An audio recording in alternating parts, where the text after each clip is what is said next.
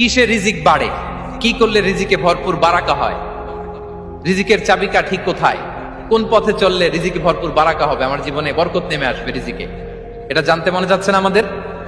হ্যাঁ, কষ্ট হচ্ছে আপনাদের? কষ্ট হচ্ছে?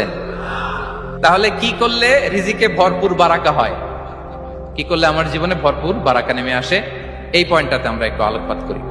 যেসব কাজ করলে আমাদের জীবনে রিজিকে আসমানি বারাকা নেমে আসবে, আমাদের রিজিকে আসমানি বারাকা নেমে আসুক, আমরা চাই কি চাই না?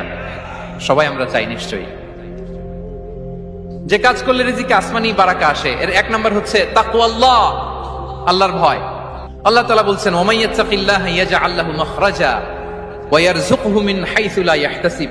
যে আল্লাহকে ভয় করে, যে আল্লাহ সচেতন, আল্লাহ তাকে মাখরাজ, মাখরাজ মানে কি জানেন? ওই যে এক্সিট লেখা না এদিকে, এই এক্সিটকে আরবিতে বলে মাখরাজ, মানে কোথাও